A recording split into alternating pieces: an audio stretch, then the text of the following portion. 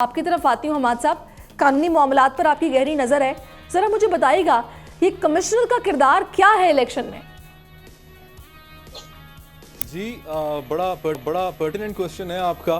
ہمیں کردار پہ جانے سے پہلے یہ بھی دیکھ لینا چاہیے کہ آخر ان کی سٹیٹمنٹ ہے کیا، اور اگر اس کو ہم تھوڑا سا سمجھ پائیں، اس کو توڑ کے سمجھ پائیں کہ آخر وہ کیا کہنا چاہ رہے تھے. اس سٹیٹمنٹ کے بیسیکلی دو حصے ہیں. پہلا حصہ تو یہ سمجھا جائے کہ انہوں نے اپنے حد تک کنفیشن کیا ہے کہ انہوں نے انفلوئنس کرنے کی کوشش کی ہے. اس کے بارے میں تو کوئی خاص انکوائری کی ضرورت نہیں ہے. یہاں پر تک تو ہمیں کلیئر ہو گیا کہ ایک شخص نے اپنے بارے میں کنفیشن کر لیا. لیکن اس بات کا جو دوسرا حصہ ہے اور جو زیادہ اہم ہے اور جو انکوائری طلب حصہ ہے وہ یہ ہے کہ کیا ان کی کوشش کامیاب ہوئی ہے، کیا ان کے جو افسران تھے R Os, D R Os اور جو کہ ادروائز اے سیز ہیں اور ڈی سیز ہیں جو ان کے ماتحت ہیں اپنی نارمل کورس آف سروس میں، کیا انہوں نے ان کی بات مانی بھی ہے یا نہیں مانی. اور تیسرا نتیجہ جو کہ اور بھی امپورٹنٹ ہے وہ یہ دیکھنا کہ کیا کوئی فیک ووٹس ڈالے گئے ہیں، کیا کوئی لیڈز چینج کی گئی ہے یا نہیں کی گئی. اس کی انکوائری ضرور ہونی چاہیے، لیکن انکوائری سے پہلے ہمیں کسی نتیجے پہ نہیں پہنچ جانا چاہیے. نہ ہی ہمیں اس شخص کے بارے میں جنہوں نے یہ الزام لگایا ہے ان کے بارے میں کوئی ہمیں رائے قائم کر لینی چاہیے. ابھی ہم دیکھ رہے ہیں کہ سوشل میڈیا پہ بہت ساری خبریں آ رہی ہیں، ایک سیاسی جماعت اس کا تعلق دوسری سیاسی جماعت سے جوڑ رہی ہے اور دوسری جماعت پھر پہلے جماعت کے پاس واپس بھیج رہی ہے کہ یہ ان کے آنکھوں کے تارا تھے. تو یہ تمام چیزیں اس وقت غیر اہم ہو جاتی ہیں. بہتر بیانات، سیاسی بیانات یہ آنے چاہیے تھے کہ اس معاملے کی انکوائری کرا لی جائے اور اس کے بارے میں اس کے بعد دودھ کا دودھ اور پانی کا پانی ہو جائے گا، سامنے آ جائے گا. اب جو آپ کا سوال ہے کہ کمشنر صاحب کس حد تک ریلیونٹ ہے، تو اس کے لیے ہمیں الیکشن ایکٹ کی طرف جانا پڑے گا کہ الیکشن آفیشلز کو الیکشن ایکٹ میں کون سے الیکشن آفیشلز ہیں جن کو ریکگنائز کیا گیا ہے. سب سے پہلے تو کمیشن کے اپنے جتنے بھی افسران ہیں ان کو کہا گیا ہے الیکشن آفیشلز، وہ اس پورے معاملے میں، اس پورے سرکل میں انوالو رہتے ہیں. پھر اس کے علاوہ ڈسٹرکٹ ریٹرننگ آفیسر کی ایک ٹرم یوز کی گئی ہے جو کہ اس کے اندر ڈسٹرکٹ آر اوز ہیں، اس کے بعد آر اوز آتے ہیں، پھر اے آر اوز آتے ہیں. میں پہلے ان تینوں کا رول واضح کر دیتا ہوں کہ یہ تینوں کیا کرتے ہیں کیا نہیں کرتے.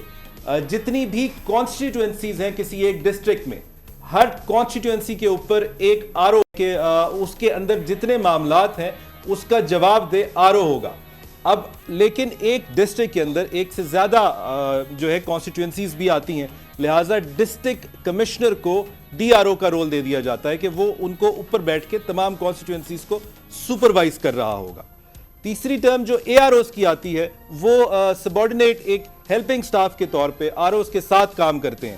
ساتھ ساتھ پریزائڈنگ آفیسرز آتے ہیں جو کہ ہم نے دیکھا کہ ایجوکیشن کے ڈپارٹمنٹ سے آتے ہیں اور مختلف ڈپارٹمنٹ سے بھی لے لیے جاتے ہیں. پھر پولنگ آفیسر آ جاتا ہے، پولنگ آفیسر آ جاتا ہے جو کہ اس دن پولنگ سٹیشن کے اوپر ساری ایکٹیویٹیز کی دیکھ بھال کر رہا ہوتا ہے، لوگوں کے شناختی کارڈ چیک کر رہا ہوتا ہے اور یہ ووٹ ڈلوا رہا ہوتا ہے، ان کی لسٹ میں نام نکال رہا ہوتا ہے. اس کے ساتھ ساتھ الیکشن ایجنٹس بھی ہیں اور ساتھ ہی پولنگ ایجنٹس بھی ہیں. یہ اس کینڈیڈیٹ کا سٹاف ہوتا ہے، لیکن اس کو الیکشن آفیشلز میں یہ تو آپ نے پورا ایک مجھے نیٹ ورک بتا دیا نا جو مل کر کام کیا جاتا ہے. اس میں کمشنر کے رول پر میں اس پر اسپیسیفکلی بات کرنا چاہ رہی ہوں، تو میں چاہوں گی احتشام صاحب ذرا آپ بھی روشنی ڈالیے گا. میں اسی طرف آ رہا ہوں. جو الیکشن آفیشلز ہیں، جو الیکشن آفیشلز میں نے آپ کو انگلیوں پہ گنوا دی ہیں، اس کے اندر کمشنر کوئی نہیں ہے. لیکن کمشنر کا رول ادروائز امپورٹنٹ اس لیے ہو جاتا ہے کہ ڈپٹی کمشنر بھی اور اسسٹنٹ کمشنرز بھی، یہ تمام لوگوں کی اے سی آرز جو ہے وہ کمشنر ہی نے لکھنی ہوتی ہیں.